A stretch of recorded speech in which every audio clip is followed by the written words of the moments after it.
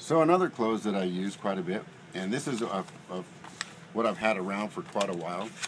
What it's called is a claims history report from PIPI, and what it does is it tells you, okay, all the claims that are paid. This is kind of an old report, but I have highlighted some of the bigger claims and some of the more less miles. So how I'll use this is, guys buying a used car, okay, I go over the as is sticker, look, you're buying it as is.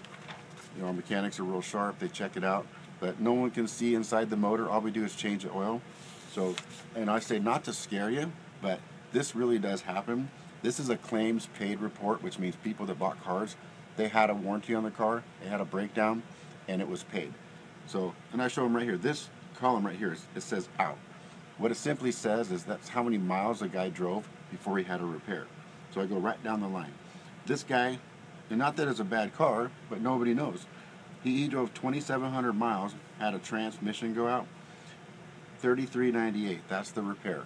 The guy had a warranty. If he didn't have a warranty, he'd have to pay it.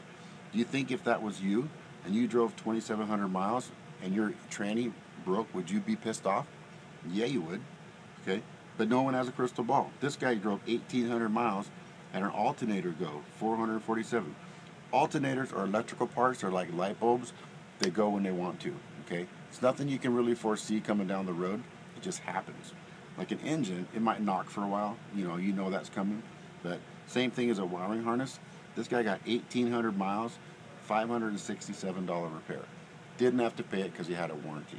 So these are things that I use and to show people that it really does happen. People drive out of here 2,000 miles down the road, they lose a tranny. It's not that we sold a bad car.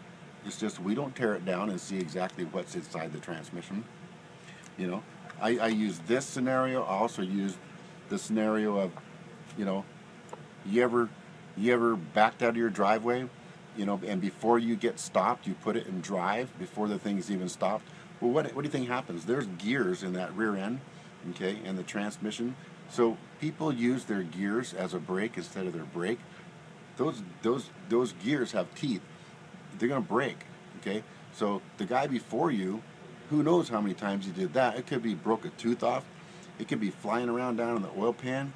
One of these days, okay, it's gonna catch in all the other gears and it's gonna break. So you can tell these people this is the kind of scenarios that happen that you can't see by changing the oil. You can't see the big chunk of metal that's laying in the oil pan that's going to come up one day and blow up your transmission.